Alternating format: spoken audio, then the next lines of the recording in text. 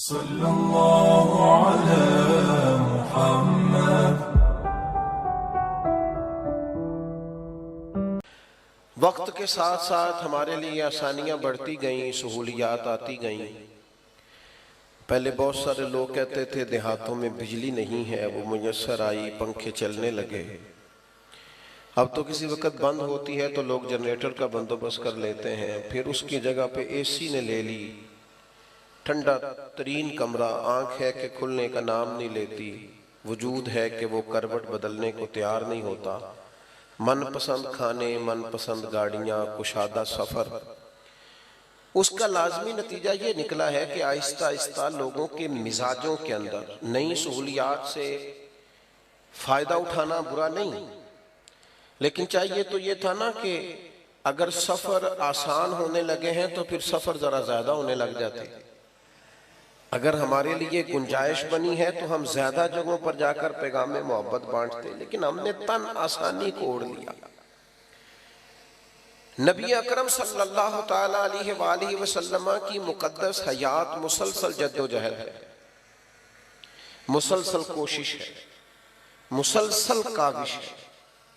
रसूल पाक अलैहिस्सलातु सलाम की जिंदगी वदाइयन इलल्लाह बिइज़्निही व सिराजम मुनीरा, हुजूर दाइये इलल्लाह, हर वक्त लोगों को पैगाम हक दे रहे हैं, पैगाम दीन सुना रहे हैं। हर वक्त फिक्र है महबूब को कि लोग जल्द अज जल्द अपने दिल बदल लें, ईमान पक्के कर लें। सच्चाई, दयानत, अमानतदारी, वादे की पाबंदी, रिस्क हलाल हो, जुबान अच्छी हो, अखलाक बेहतर हो, किरदार साजी हो, उम्मत में बाकपन हो। वदाइयन इलल्लाह, अल्लाह की तरफ दावत दे रहे हैं। और इस रास्ते में अगर दुश्मन, कुफर, शिर्क ये रुकावट पैदा करते हैं तो फिर हुजूर तलवार उठाते हैं, फिर नबी पाक अलैहिस्सलाम जिहाद का लिबास पहनते हैं, फिर हुजूर सहाबा को तैयारी कराते हैं। फिर महबूब पाक अलैहिस्सलाम ने इस तरह काम फरमाया, इस तरह अमलन जद्दोजहद की कि अगर सहाबा खंदक खोद रहे हैं तो हुजूर भी चट्टाने तोड़ रहे हैं। जो चट्टान सहाबा कहते हमसे नहीं टूटती थी, वो भी मदीने वाले महबूब ने हमें तोड़ के दी। फाल जिंदगी, जद्दोजहद वाली जिंदगी, कोशिश और काविश वाली जिंदगी, बाहिम्मत जिंदगी, तगोदो वाली जिंदगी। मिल्लत के जवानों, ये क्यों सोचते हो कि मैं इतने साल काम करूंगा फिर आराम से बैठ के खाऊंगा? क्यों आराम से बैठे? ये जो इश्क होता है ये कोई आराम से बैठने देता है? ये जो मोहब्बत होती है ये कोई आराम से बैठने देती है? इकबाल कहने लगे, वक्त फुर्सत है कहाँ, काम अभी बाकी है। वक्त फुर्सत है कहाँ, काम अभी बाकी है। नूर तौहीद का इत्माम अभी बाकी है। 4.5 अरब काफिर को मुसलमान करना। हुवल्लज़ी अरसला रसूलहू बिल हुदा व दीनिल हक़ लियुज़हिरहू अलद्दीन कुल्लिही, हुजूर के दीन के झंडे को लेना है और ये वो दीन है जो दुनिया में गालिब होने के लिए आया है। इस दीन के गलबे के लिए जद्दोजहद करनी। नबी पाक अलैहिस्सलातु सलाम फतह याब होकर पूरा, अल्लाह के रसूल अलैहिस्सलातु सलाम ने फतह, इन्ना फतहना लका फतहम मुबीना इज़ा जाअ नस्रुल्लाहि वल फतह, पूरी फतह अल्लाह ने दी, मुकम्मल दीन करके रसूल पाक ने अता फरमाया।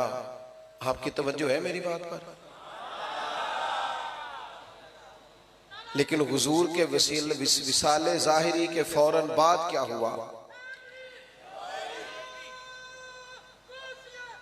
हुजूर के अल्लाह जज़ात, हुजूर अलैहिस्सलाम के हयात ज़ाहिरी में एक शख्स ने दावा नबूवत कर दिया। माज़अल्लाह, हजरत अबू बकर सिद्दीक का जमाना आया तो वो ऐसा नहीं था कि अब फुतूहात हो चुकी हैं, अब मक्का भी फतह हो चुका है तो अबू बकर सिद्दीक निकला करेंगे और आराम से मिंबर पे बैठेंगे और हालात बड़े साजगार होंगे और रूटीन में काम, ऐसा नहीं हुआ। मुसलमा कज़्ज़ाब के खिलाफ बाकायदा जंग लड़नी पड़ी, फौजें तैयार करनी पड़ी, जनाब सिद्दीक अकबर को लोग रवाना करने पड़े, खत्म नबुव्वत के तहफ़्फ़ुज़ के लिए मैदान में रहना पड़ा। फिर मुनकरीने ज़कात पैदा हो गए, हम ज़कात नहीं देंगे। फिर जनाब सिद्दीक अकबर को उसके लिए तलवार उठाना पड़ी। मशवरा दिया गया, हजरत अबू बकर सिद्दीक को लोगों ने मशवरा दिया, कहा जनाब अभी हालात ठीक नहीं है, तो आप ना मुनकरीन ज़कात के खिलाफ जिहाद न करें, मुसलमा कज़्ज़ाब के खिलाफ अभी आप फौज कशी न करें, थोड़ा सा मौका दें, अभी हालात ठीक हो जाएं, सही मानों में हुकूमत कायम हो जाए, उसके बाद फिर देखी जाएगी। तो हज़रत सिद्दीक़ अकबर ने क्या फरमाया? आप फरमाने लगे, अगर मैं रह गया ना मदीने में अकेला और जंगल के दरिंदे आके, आप तशरीफ रख लें जी, अल्लाह आपको जज़ाए खैर दे, अब ना उठिएगा स्टेज से, अल्लाह आपको बरकत अता फरमाए। कुछ बंदे ठंडी ठंडी तकरीर करने वाले होंगे ना, आप नहीं शोर कर दे तो फिर लागे हो गए तो परेशान भी होंगे, शोर नहीं करना तो फिर होने भी नहीं देना। तो आप मेहरबानी करें, एडा लंबा मसला नहीं जी जेड़ा पानी वाला काम खराब होने लगा है, तो तकरीर ही छोटी है, इंशाअल्लाह उतनी देर तो नेड़े लग जाएंगे पानी दे। आप तवज्जो रखें मेरी बात पर। तो जो अर्ज कर रहा हूं उस पर गौर करें कि आप हजरत अबू बकर सिद्दीक रज़ी अल्लाह तआला अन्हु ने कोई बिल्कुल आराम से हुकूमत नहीं चलाई, बल्कि आप फरमाने लगे, अगर मैं मदीने में अकेला रह गया और जंगल के दरिंदे आके मेरी बोटियां भी नोच के ले गए, तो फिर भी मैं दीन को उन्हीं बुनियादों पे कायम रखूंगा जो उसूल मदीने वाले रसूल ने अता फरमाए। हम किसी को रखना साजी नहीं करने देंगे, अमलन जद्दोजहद। और जनाब उमर का जो दौर था, ओए होए होए, कम मिलेंगे आपको ऐसे लोग जो दिन भर मजदूरियां करते, मजदूरों की तरह जनाब उमर काम करते। उनकी दोपहर किस तरह की थी? दोपहर उनकी इस तरह की थी कि हजरत उस्मान गनी रज़ी अल्लाह तआला अन्हु फरमाते हैं कि सख्त तेज धूप, सब मदीने के लोग दरवाजे अंदर से बंद करके सो रहे थे, मुझे किसी मजबूरी के लिए छत पे जाना पड़ा, धूप में जाया नहीं जाता था। तो मैंने देखा दूर से एक बूढ़ा ऊंट हाँकता हुआ आ रहा है, तो मेरे दिल में ख्याल आया, यार असर के बाद ऊंट चरा लेता, ये कोई टाइम था, असर के बाद चरा लेता, हर बंदा सो रहा है, ये भी आराम करते। फरमाते हैं मैंने सोचा ये करीब आता है तो समझाता हूं। मैं जब उतर के छत से दरवाजे के रास्ते गली में आया, जब तक वो करीब आ गए थे, उन्हें देखकर तो मेरे आंसू ही निकल गए। ये आम आदमी तो नहीं है, तो अमीरुल मोमिनीन उमर है, कड़ाके की धूप और ऊंटों को लिए आ रहे हैं। तो मैंने अर्ज किया, अमीरुल मोमिनीन आप आराम करते? असर के बाद देखा जाता। फरमाने लगे, यार ये 2-3 ऊंट मुसलमानों की अमानत थे, गनीमत का माल था, दौड़ गए थे, पकड़ के लाया हो। तो कहते मैंने जल्दी से अर्ज की, मैंने कहा हुजूर किसी गुलाम को कह देते, गर्मी इतनी सख्त है। फरमाने लगे, जिस तरह सारे सो रहे थे, गुलाम भी सो रहे थे, और वैसे भी जिम्मेदारी गुलाम की नहीं, जिम्मेदारी मेरी है। ये ना हम सो गए, हमने आराम किया, हमने दूसरों पे डाल दिया, हमने कहा मैनू इतबार बड़ा है, उन बड़े बंदे ने काम करना, अब फलाना कर ले, ड्यूटियां ही नहीं की, जिम्मेदारियों का एहसास ही नहीं किया। वो काम जो हमारे, और फिर दौर हजरत उस्मान गनी का आया, अच्छा दिन भर ये ड्यूटी जनाब उमर की, और रात लोग सोते थे और जनाब उमर चेहरे पे कपड़ा डाल के गलियों में घूमते थे। अपनी जिंदगी जद्दोजहद के साथ गुजारी, जद्दोजहद के साथ। हजरत उस्मान गनी का जमाना मुबारक आया, चारों जानिब से फितने, हजरत उस्मान का घर घेर लिया गया, कत्ल की तैयारी हो गई, उस्मान डटे हुए हैं। उन मुशक्कतों के बीच भी सैयदना उस्मान फरमाते हैं, मुझसे मेरे नबी ने फरमाया कि उस्मान अल्लाह तुम्हें कमीज पहनाएगा, लोग उतारना चाहेंगे, उतारना मत। मैं ये कमीज उतार नहीं सकता, सवाल नहीं पैदा हो। सख्त तरीन 40 दिन पानी नहीं मिला, खाना नहीं मिला हजरत उस्मान गनी को। ये शहादत गाहे उल्फत में कदम रखना है। लोग आसान समझते हैं मुसलमान होना, जख्म पे जख्म खा के जी, खूने जिगर के घूंट पी, आह न कर लबों को सी, ये इश्क है को दिल लगी नहीं। तूने आसान समझ लिया है। लोग, मैं जी लाडला होता हूं फलाने का, ओ तू घर बैठा ही लाडला बन गया, तो को नहीं लाडला। लाडले तो मैदानों में होते हैं, लाडले तो मैदानों में होते हैं। और मौला अली शेर खुदा कभी बदर में तलवारें उठाए, कभी ओहद में मेहनत करते, और इतना शौक था।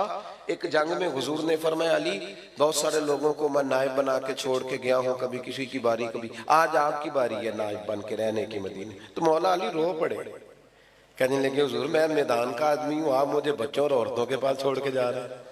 इतनी जद्दोजहद का शौक। और जब कूफे की जामे मस्जिद के पास 21 रमजान मुबारक को खंजर का जख्म लगाना मौला अली को, तो वादा किया हुआ था ना कि करीम तेरे दीन पे जान देनी है। तो लोग कहते हैं मेरे बेटे को बुलाना, ओ फुलां दौड़ के आना। लेकिन मौला अली को जख्म लगा तो क्या कहते कहते फुज़्तु बिरब्बिल काबा, काबे के रब की कसम अली आज कामयाब हो गया। और लै सजना असा तोड़ नहीं भाई, आ जान भी दिती तेरा तेरे। अपनी जिंदगी जद्दोजहद वाली बनाए। इमामे हसन भी शहीद हुए, जहर दिया गया, शदीद तकलीफ। लेकिन कमाल पता क्या है मेरे महबूब की औलाद का? कमाल पता क्या है? जख्म जितने मर्जी गहरे हों, हालात जितने मर्जी खतरनाक हों, लेकिन उनके अखलाक, उनका किरदार, उनकी वज़ादारी, उनकी खानदानी वजाहत, उनके वो कमालात, एक मिनट के लिए भी उनमें फर्क नहीं आया। और पीछे बोलो ना दोस्तों, ओ भाई ना बोलो जो बिल्कुल एंड पे हो, खामोशी से बात सुनो। ये चुप कराने वाले जरा चुप कर जाओ। दोस्तों वज़ादारी में फर्क नहीं किसी किस्म का। जख्म आ गया है, जहर दिया गया है, वजूद अंदर से कट रहा है, तकलीफ शदीद है। तो इमाम हुसैन तशरीफ ले गए, कहने लगे भाई जान आपको किसने जहर दिया है, कुछ बताएं। तकलीफ से पूछते हैं, दर्द से। इमाम हुसैन रो रहे हैं। तो इमाम हसन फरमाने लगे हुसैन मैं नहीं बताता तुझे। कहीं बताए ना। आप फरमाने लगे अगर तो वो नहीं है जिस पर मुझे शक है तो फिर मैं किसी बेगुनाह का नाम तुम्हें नहीं बताऊंगा। तो अगर वही है जिस पर मुझे शक है तो फिर भी अल्लाह तुमसे बेहतर इंतकाम लेने वाला है। मैंने अपना फैसला अपने रब की अदालत में छोड़। वज़ादारी, दरगुजर, बाहिम्मत जिंदगी। हम पता नहीं क्यों इतनी जल्दी थक गए। मेरी मिल्लत के जवान आराम कर रहे हैं, मोबाइल लेके सोफे पे लेटे हुए, कितने घंटे गुजर गए। अब्बा जी का पानी का गिलास मांगते हैं तो भी उनका दिल करता है कोई और ही दे दे, क्योंकि वो तो बड़े महब है। इस तरह जिंदगी में आप कुछ नहीं कर सकेंगे, बासलाहियत होने के बावजूद कुछ नहीं कर सकेंगे, आप अच्छी डिग्री रखने के बावजूद कुछ नहीं कर सकेंगे। बारी आई इमाम हुसैन की। आज बड़े सारे लोग हैं वो हमें भी मशवरा देते हैं। वो कहते हैं जनाब कमाल बात है, सुबह किसी शहर में, दोपहर किसी शहर में, शाम किसी शहर में, और इतनी मुशक्कतें और इतनी जद्दोजहद, आपके तो जुमे में भी हजारों लोग आ जाते हैं, तो ठीक नहीं। तो मैंने उनसे कहा यार कुछ मजे भी होते हैं ना तकलीफ के। अदम से लाई है हस्ती में आरज़ूए रसूल, देखो ना कहाँ कहाँ लिए फिरती है जुस्तजूए रसूल। ये भी तो एक जायका है ना, कभी उसके नाम पे कुछ मुशक्कत भी तो आया ना, कभी इंसान को महसूस भी तो होगा। फिर लोग कहते हैं सियासत की बात ना करें, सीधे सीधे रहें। ओहो हो, सियासत की बात करने से लोग समझते हैं मौजूदा सियासत के जो हालात हैं इस दौर में सियासत में मुलव्वस होने के हम कायल नहीं, पर सियासत का पता पूरा है, क्योंकि सियासत दीन से अलग है कोई नहीं। जुदा हो दीन सियासत से तो रह जाती है चंगेजी। इमाम अली मकाम को भी मशवरा दिया गया कि मस्जिद नबवी शरीफ आपके पास है, महबूब के मुकद्दस रोजा आपके पास है, आप यहाँ तशरीफ रखें, आप यहाँ बैठे। लेकिन इमाम अली मकाम ने फरमाया दीन की हुदूद पामाल होती हो और मैं बैठा रहूं। पहले सफर की मुशक्कत, फिर वतन छोड़ना पड़ा, फिर इमाम अली मकाम को खाना और पानी बंद कर दिया गया। फिर इमाम हुसैन रज़ी अल्लाह तआला अन्हु के सामने उनके शहजादे शहीद हुए। हमारे यहाँ गरीब आदमी कमजोरों की तरह रोता है, हम रो के अपने आप को बुज़दिल बना लेते हैं। हम जो बात करते हैं मिन्नत के अंदाज में करते हैं। कमजोर नहीं कर देती औलाद आदमी को। इंसान बड़ी जगह पे अपने बच्चों के नाम पर ब्लैकमेल नहीं हो जाता, लेकिन अपने बच्चों की मुकद्दस लाशों को उठा के खेमे में रख के सैयदा के बेटे ने इमामा बांधा, तलवार लहराई, घोड़े पे बैठे अल्लाह अकबर का नारा लगाया और मैदान में आकर खुतबा दिया। और चमकती पेशानी और छलकता नूर और आफताब से रोशन आंखें और चांद से ज्यादा चमकदार चेहरा और जुब्बा वो जो शेर खुदा पहना करते थे, और इमामा वो जो करीम महबूब से उन्हें नस्ल दर नस्ल तोहफे में मिला था। और जुल्फकार हैदरी और हुसैन इब्न अली जब मैदान में आए हैं तो अल्लाह अकबर, जख्म उससे पहले बड़े थे, मैदान में तो बाद में लगे, उससे पहले जो जख्म थे वो रूह पे थे, वो दिल पे थे। वो मदीने से जुदाई का जख्म, वो वालिदा की कब्र से आ जाने का जख्म, नाना करीम के मजार से आ जाने का जख्म, बच्चों का जख्म, और खवातीन, पर्दादार खवातीन की परेशानी, सारी चीजें। लेकिन उन्हें पता था दीन नाम ही इसी चीज का है। वलनबलुवन्नकुम बिशैइन मिनल खौफि वल जुइ व नक्सिम मिनल अम्वालि वल अनफुसि वस समरात वबश्शिरिस साबिरीन। दीन नाम ही इस चीज का है कि तुम्हें जद्दोजहद करनी है, तुम्हें मेहनत करनी है, तुम्हें मैदान में रहना है, तुम्हें दुख उठाने। हजरत इब्राहिम खलीलुल्लाह है, वत्तखज़ल्लाहु इब्राहिम खलीला। लेकिन वो जिस तरह हमारे यहाँ बहुत सारे लोग लाडले बन गए हैं ना, खतीब की तकरीर सुनो तो 2 मिनट लगते हैं जन्नत में जाने में, और नाथ खां तो ज्यादा जल्दी ले जाते हैं, उनकी तो बिल्कुल नेड़े है। और आजकल चूंकि नकीब, पहले खतीबे पाकिस्तान होते थे, अब नकीबे पाकिस्तान भी होते हैं, तो उनकी अगर आप बात सुने तो वो तो कहते हैं मेरा विजदान कहता है। वो तेरा विजदान क्यों है? मेरा ज़ौक़ कहता है, तेरा ज़ौक़ क्या होता है? तो अल्लाह रसूल की बात कर। दीन ज़ौक़ का पाबंद नहीं, दीन किताब और सुन्नत का पाबंद है। तेरा ज़ौक़ कहता है तू तफजीलियों की बात कर दे, राफजियों खारजियों की कर दे, तेरा ज़ौक़ कहता है चे मालादार। दीन अकीदा और नजरिया किताब और सुन्नत के पाबंद है, याद रखना। वो बस जी वो छोड़े जी। एक जगह मैं भी था तो कहने लगे तू होरे केड़ी जन्नत दियां करने गल्ला, शेर सुन रहे थे तो मैंने रोक दिया। मैंने उसे कहा उससे जन्नत दियां जिदियां अल्लाह नहीं जन्नत दियां गल्ला कीतियां कुरान पाक च, जिदियां गल्ला नबी पाक नहीं कीतियां, पूरा बाब है हदीस पाक च जन्नत दा बाब पूरा, ओदियां जन्नत दियां गल्ला असीं भी करने। मजाक बनाया हुआ। अपनी जिंदगी जद्दोजहद वाली बनाओ। नौजवानों, जिंदगी में तय कर लो हमने नौकरी करनी है, पहले माँ बाप की करनी है, फिर बहन भाइयों की करनी है, फिर मोहल्लेदार, दोस्त, अहबाब, जिसको जरूरत पड़ी हम अपनी खिदमत पेश करेंगे, बाल बच्चों की करेंगे, ड्यूटियां करेंगे, खिदमत करेंगे, आगे बढ़ेंगे, दीन के लिए निकलेंगे। जिंदगी, मेरे अस्हाब रहमतुल्लाह अलैह फरमाया करते, और जमीन के ऊपर काम, नीचे जाके आराम। जागना है जाग ले अफलाक के साए तले, फिर हश्र तक सोता रहेगा खाक के साए तले। मरने से लेकर कयामत तक सोना ही सोना है ना, तो सोना राज के सोना, और इंशाल्लाह बड़ी सोनी जगह मिलेगी सरकार के सदके। मोमिन की जन्नत, मोमिन की कब्र जन्नत के बागों में से बाग है। यहाँ अगर मेहनत करोगे, तकवा इख्तियार करोगे तो जन्नत का बाग, और बाग भी वो जिसमें आँख खुलेगी तो प्याली जियारत ही मदीने वाले रसूल की नसीब हो। आज फूले न समाएंगे कफन में आसी, कब्र की रात है उनसे मुलाकात की रात। तो जद्दोजहद, जद्दोजहद, आज की रात का, कल के दिन का, परसों की शब का, परसों के दिन का पैगाम जद्दोजहद, अमलन जद्दो। और ये, और एक और बात भी इमाम हुसैन ने हमें ये सबक दिया, सवेरे नतीजा ना मांग लेना मेहनत करके। कुछ लोगों को अगले दिन सुबह सवेरे रिजल्ट भी चाहिए। हमारे जवान कहते हैं 12 साल से काम कर रहा हूं, तो मैं कहता हूं बस मैं इतनी देर से, बस भाई मैं 6 माह से आ रहा हूं, बस इतनी जल्दी। इमाम हुसैन रज़ी अल्लाह ताला अन्हु खानदान समेत शहीद हो गए, पर यजीद 4.5 साल हुकूमत फिर भी कर गया।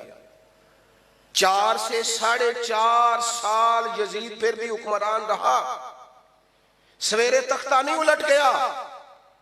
लेकिन आज इनकलाब क्या है, जो किसी है हवाले से यजीद के वकील भी है ना, वो भी जरा डर डर के नाम लेते हैं, जरा सहम सहम के, बच बच के, इशारों किनायों से, हैं भी थोड़े से, ज्यादा नहीं, कहीं बच बचा के नाम लेते हैं। और बाबा जी से पूछना उम्र कितनी है, कहते 60 साल। तो नाम क्या, कहते गुलाम हुसैन। रखा किन्ने, कहते दादाजी ने। इसका मतलब है 100 साल पहले के बाबे भी कहते थे आज पोता हुआ है लेकिन होना हुसैन का गुलाम चाहिए, होना हसन का गुलाम, हसन गुलाम हुसैन। ये मिजाज था ना ज़ियाद का वो सितम रहा, ना यजीद की वो जफा रही, जो रहा तो नाम हुसैन का जिसे जिंदा रखती है करबला। और इंसान को बेदार तो हो लेने दो।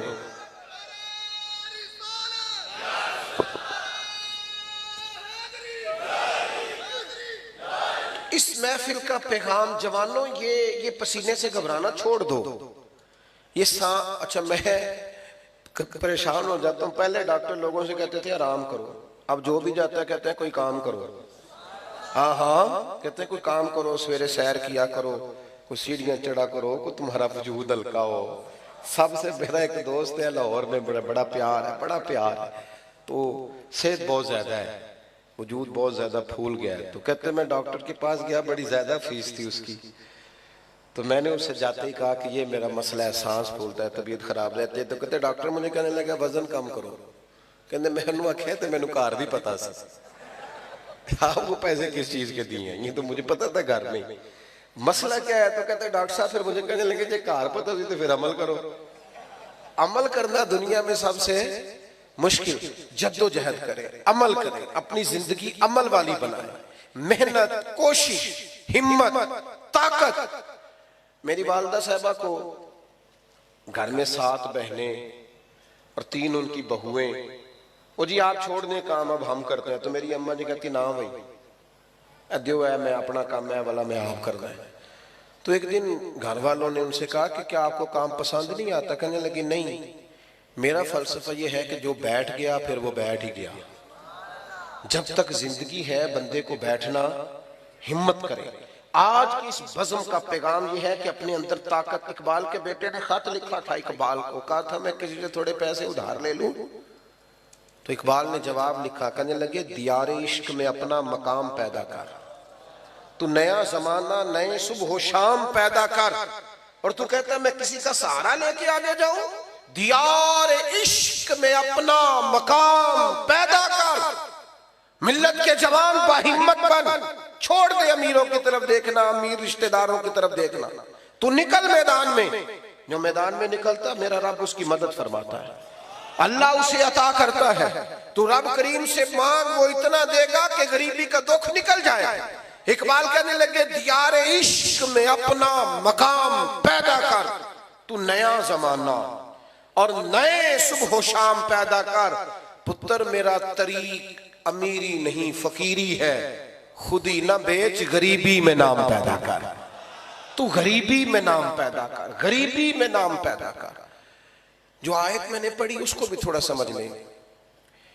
कुछ चीजें शरीयत में दर्जा रखती हैं, कुछ मुबाह है सिर्फ जायज, कुछ मुस्तहब है कर लो सवाब है, ना करो तो गुनाह नहीं। कुछ सुन्नत है, फिर सुन्नत में दर्जात हैं, कुछ सुनन ज़वायदा है, कुछ मुअक्कदा है, उनकी आगे अक़साम है। कुछ चीजें वाजिब हैं और सबसे बड़ा दर्जा है फर्ज का। आपकी तवज्जो है मेरी बात पर?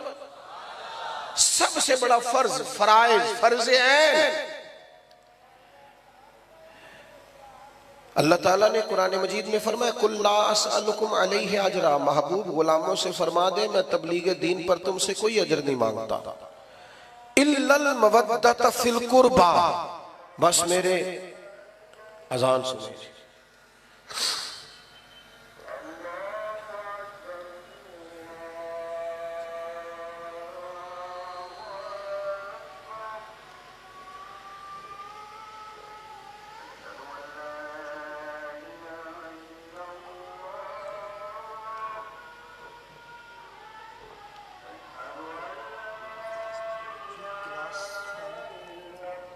ज्यादा ठंडा है।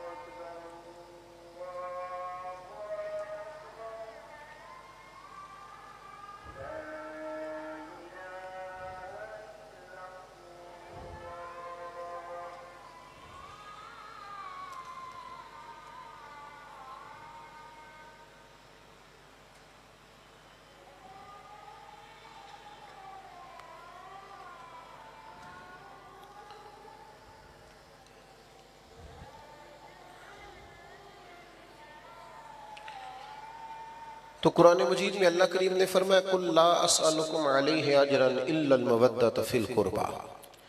ए महबूब अलैहिस्सलाम, आप अपने गुलामों से फरमा दें कि मैं तबलीग दीन पर तुमसे कोई अजर नहीं मांगता, इल्लल मवद्दत फिल कुर्बा, बस मेरे करीबियों से प्यार करते रहना, अहले बैत अतहार से, अज़वाज पाक से, चारों शहजादियों से, सैयदा फातिमा से, मौला अली से, उनकी औलाद से।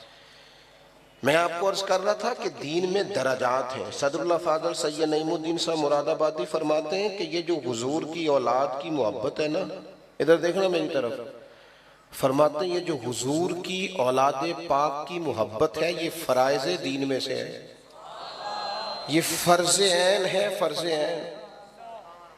इसमें कमी हो गई तो तुम्हारे दीन के मामलात, जरूरियात दीन के मामलात मुकम्मल नहीं होंगे। मैं 20वीं दफा कहता हूं कि हम जिक्र अहले बैत कोई किसी की वजह से नहीं करते। हुजूर की औलाद का जिक्र ईमान है, और कमजोर ना पड़ना कभी भी जिंदगी में, किसी प्रोपेगेंडे का शिकार ना होना। असहाबे रसूल हो या औलाद रसूल हो, अपने दिल को बार बार टटोलना, जितना जितना इनसे प्यार करते जाओगे उतना उतना ईमान मजबूत होता जाएगा। और कभी आप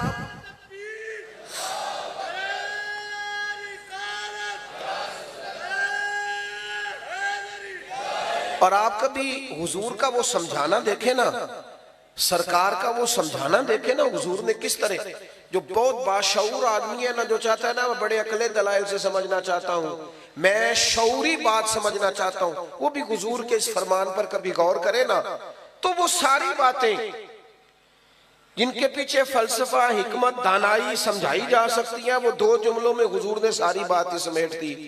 अल्लाह के महबूब अलैहिस्सलाम फरमाने लगे अल्लाह से मोहब्बत करो क्योंकि वो तुम्हें रिस्क देता है, और मुझसे मोहब्बत करो क्योंकि मैं उसका रसूल बन के आया हूं, और फरमाया मेरे अहले बैत से प्यार करो क्योंकि वो मेरी औलाद है। हमारे जो असातिज़ा की औलादें होती हैं ना, हम उनका भी एहतराम करते हैं, मशाइख के बच्चों का भी एहतराम करते हैं। इमाम आज़म अबू हनीफा शागिर्दों के साथ एक जगह बाग में बैठे थे, कुछ दरसी काम हो रहा था, तो बच्चा को खेल रहा था, वो बार बार बाग में आता, इमाम साहब बार बार खड़े हो जाते, बार बार। कई बार ऐसा हुआ, बूढ़े आदमी थे, उठना बैठना, तो एक शख्स ने कहा हुजूर बस भी करें, ये बच्चा है पता नहीं कितनी दफा आएगा। तो इमाम साहब बड़ी संजीदगी से, चेहरे पर कैफियत बन गई, फरमाने लगे 100 दफा भी आया तो मैं खड़ा हूंगा। हुजूर क्यों? फरमाने लगे मेरे उस्ताद जी का पोता है, ते असला नाल जे नेकी करिए ते ओ नस्ला ताक नहीं भुलदे। हाँ, असला नाल जे नेकी करिए ते ओ हम तो असातिज़ा और मशाइख के बच्चों के नामों पर नजरें झुकाने वाले हैं। ये तो रसूल पाक की औलाद है, ये तो नबी पाक का खानदान है। कभी भी कमजोर ना पड़ना, ये मोहब्बत फराइज दीन में से। आजकल चूंकि हर चीज बहस के नाम हो गई है और हर चीज पर अब हास होती है, चलो उलमा कभी हकाके हक के लिए कर भी ले, लेकिन अवाम हर वक्त ही बहस करती है। खुदारा प्यार करना, मोहब्बत करना दर्द से। 9-10 मुहर्रम को ना रोजा रखें और कुरान मजीद की खुद तिलावत करें, जितना खुद पढ़ सकते हैं ना। ये आजकल ये भी बड़ा मसला है, इसाले सवाब के लिए किसी से लेना मना नहीं, लेकिन यार तू खुद भी तो कुछ पारा पढ़ना, सारा दूसरों से ही तूने मुतालबा करना। जितना पढ़ सकते हैं खुद पढ़ें। हलाल, तैयब, पाकीज़ा पैसों में से लंगर शरीफ बनाएं, थोड़ा बना लें, सादा बना लें, लेकिन तैयब ताहिर नजर पेश करें। और अपने घर में इमाम हुसैन के नाम का जिक्र करें। अपने बच्चों को बिठा के, हुजूर ने हमारे जिम्मे लगाया है कि अपनी औलाद को मेरी औलाद की मोहब्बत सिखाओ। अपने घर वालों में बैठकर बज़्म सजाएं। जो उन्वान था उस पर भी 1-2 बात कर दूं, अगरचे मजमून मुकम्मल हो गया। हमारे दोस्तों ने अजमत वालदैन कॉन्फ्रेंस रखी है। इंसान की ना कुछ कमाइयां ऐसी होती हैं जो वो समझता है कि ये मेरी कुल जमा पूंजी है, यानी कुछ जगहों पे ना बंदा फुल इन्वेस्टमेंट कर देता है, सारी रकम वहीं लगा देता है, बाद में वो कहता है सारी यहाँ लग गई, ये मेरी कुल जमा पूंजी। ये जो औलाद होती है ना, ये बंदे की कुल जमा पूंजी होती है। यहाँ माल भी लगा होता है, और आप यकीन करें बच्चों पे लगा के माँ बाप कभी हिसाब भी नहीं करते। बच्चे बाद में करते हैं हिसाब, अब्बा जी तो परसों ही 5000 देता है, लेकिन अब्बा जी कभी साहब बच्चे कर लेते हैं किसी वक्त, कभी पछतावा नहीं होता बंदे को औलाद पर खर्च करके, कभी भी। बल्कि जिस दिन अब्बा ज्यादा खुश होता है उस दिन बच्चों के लिए तोहफे लेके जाता है, बच्चों के लिए। बाद में बच्चे ये काम नहीं करते, उनके फिर यार हो जाते हैं, दोस्त हो जाते हैं, फिर ठंडे इलाकों का सफर होता है, उनके अपने प्रोग्राम होते हैं। इंसान अपनी जिंदगी में सबसे ज्यादा, मैंने देखा है चढ़ती जवानी में भी वालिद कहता है यार ईद आ गई तो घर वालों से कहता है मेरे कपड़े नए ही हैं, हालांकि उसकी ख्वाहिशात है, कहता है बच्चों के ले लो। परदेश में 30-30 साल बाप चला जाता है, कंबल नहीं बदलते लोग, जो जाते ही खरीदा होता है वापस आने तक वही होता है। 30 साल हो गए कंबल नहीं बदला, और पीछे कई दफा घर मुरम्मत हुआ, वसी हुआ, नया बना। सबसे ज्यादा इन्वेस्टमेंट बंदा औलाद पे करता है। मुझे सच बताना, बंदे की अगर वो कमाई जाया हो जाए जिस पर उसने सबसे ज्यादा खर्च किया हो तो कितनी को तकलीफ होती है। आपकी तवज्जो है मेरी बात पर? तो अगर औलाद पर इंसान सबसे ज्यादा खर्च करे और औलाद ही नाफरमानी करे, कुरान मजीद ने कहा व बिल वालिदैन एहसाना, अपने वालिदैन के साथ एहसान करो। नबी पाक अलैहिस्सलाम से एक नौजवान ने पूछा था या रसूलल्लाह मेरे अब्बा जी मुझसे पैसे मांगते हैं, हुक्म क्या है? सादा सा जवाब था, दे दे या ना दे, दो ही बातें। वालिद साहब पैसे मांगते हैं, क्या करूं? सादी सी बात थी ना, दे दे या ना दे। तो हुजूर ने जो जवाब दिया उसने सारा मजमून मुकम्मल कर दिया। महबूब फरमाने लगे तू भी अपने बाप का है, तेरे पैसे भी तेरे बाप के हैं। जब है ही उसी के तो ये तूने क्या कहा दूं या ना दूं? है ही उसी के, हर चीज ही उसी की है। हमारे यहाँ कुछ बच्चे ना वालिदैन के पास इस तरह जाते हैं रात को जिस तरह MBBS डॉक्टर नहीं वार्ड में जाता। अब्बा जी क्या हाल है, दवाई खाई थी, कुछ चीज तो नहीं चाहिए? तू डॉक्टर है, तू यहाँ हेड ऑफ द डिपार्टमेंट है, पता करने आया। वो इनके पास बैठ, इनके पैरों में बैठ, इन्हें वक्त दे। तुझे पता है नबी पाक अलैहिस्सलाम ने फरमाया जन्नत माँ के कदमों के नीचे। हुजूर ने फरमाया जिसका बाप राजी उसका अल्लाह राजी, जिसका बाप नाराज उसका रब नाराज। बुल्ले शाह तू आसमानी उड़दियां फड़ना, जेड़ा घर बैठा उन्हें फड़िया ही नहीं। ओ खुदा के बंदे तू इनकी रजा को पा जा, ये समझ ये क्या चाहते हैं। तू इस तरह पूछ रहा जैसे डॉक्टर पूछते हैं। आप अब्बा जी के फर्मा बरदार है? कहते बिल्कुल खर्चा देता हूं। तो खर्चा तो कोई बंदा गरीब समझ के भी दे देता है, खर्चा देना कमाल है। तू बता उन्हें अपनी जिंदगी में मकाम क्या देता है, उनसे मशवरा कितना लेता है, तेरी जिंदगी में उनका किरदार कितना, उनका हुक्म तू कितना मानता है, उनकी मर्जी के मुताबिक तू कितना चलता है। अपने आप को ढाले, अपने आप को ढाले माँ बाप की मर्जी के मुताबिक। उनको देखें वो क्या चाहते हैं, उनको खुश करें। हल्की सी भी बंदा बात कर दे ना अब्बा जी को, हल्की सी, जो कि उनकी कुल इन्वेस्टमेंट औलाद होती है, तो बंदा इतना भी कह दे ना अब्बा जी अब आप भी समझदार हो जाए, दुनिया बदल गई है, तो अब्बा सारी रात सोता नहीं रो रो के कि पुत्र मैं ही नहीं सियाना, जिंदगी तेरे नाम कर दी। हल्की सी भी कभी माँ बाप के मामले में किसी किस्म की कमजोरी ना दिखाओ। और नौजवानों, आप जवान है तो आपका हौसला भी जवान होना चाहिए। और जो माँ बाप की झिड़की नहीं सह सका फिर उसने सहनी किसकी है?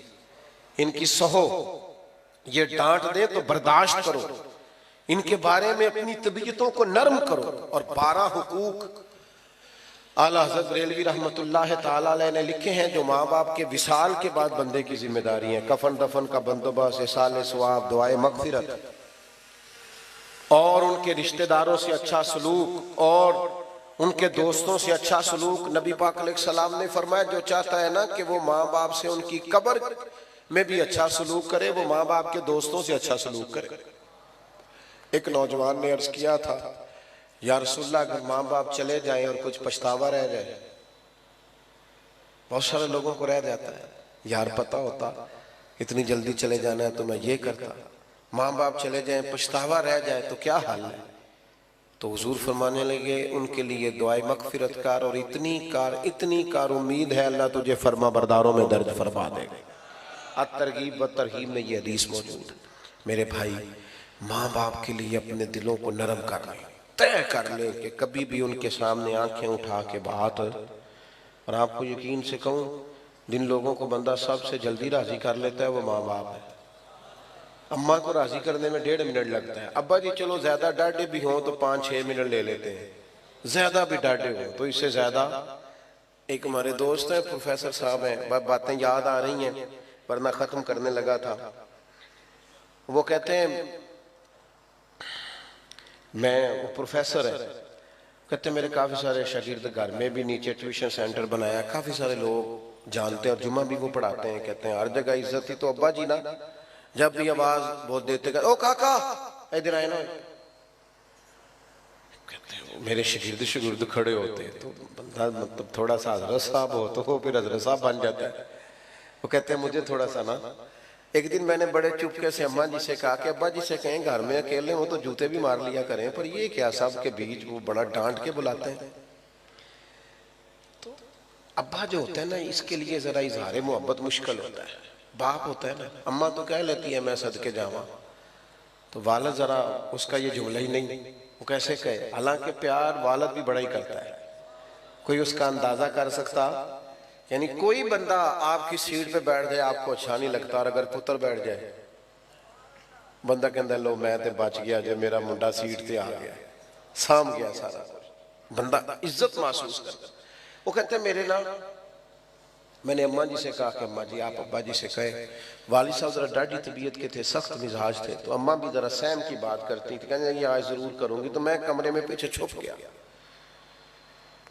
अम्मा जरूर बात करना। अब्बा जी आए तो वालदा कहने लगी साडा मुंडा जे ते नाफरमान है ते तां दसो, जे कोई गल नहीं मनदा ते तां दसो, तुसी इन्ने जी खलोते होंदे ने ते तरान लग पे, इधर आए ना है। तो कहते हैं मैंने उस दिन देखा कि मेरे अब्बा को मुझसे सारी जिंदगी उन्होंने डांटा है, आज पता चला कितना प्यार है। अब्बा जी रो पड़े, कहने लगे कर्मा लिए ते मसीते जाना तां ओदे दुआले रश हुंदा जुम्मा पढ़ांदा है, घर होना ते शागिर्दों दे दुआले, मैं थोड़ा जिहा तां तराना मेरे पुत्र नूं किले नजर ही ना लग जाए, किधरे नूं नजर ना लग जाए। तो मैं कहना इनू कोई होए आखण वाला भी ते विच होना चाहिए ना, किधरे मेरा बच्चा तेनू पता नहीं चम। कहते मैं इतना तड़पा कि मैं आके अब्बा के पैरों से लिपट गया। मैंने कहा अब्बा जी कमाल हो गई, इतना प्यार। फरमान लगे तेन पता नहीं हो जो जुम्मा पढ़ा रहा होंगे तो मैं पढ़ पढ़ के उन्हें फूक रहा हूँ, मेरे बेटे को किधर नजर ना लग जाए। तो मेरे भाई आप अंदाजा नहीं कर सकते ये लोग कितना चाहते हैं। इसलिए मैं बड़ी दुनिया घूमता हूँ, लेकिन जब तक अम्मा जी थी ना तब तक माहौल और था।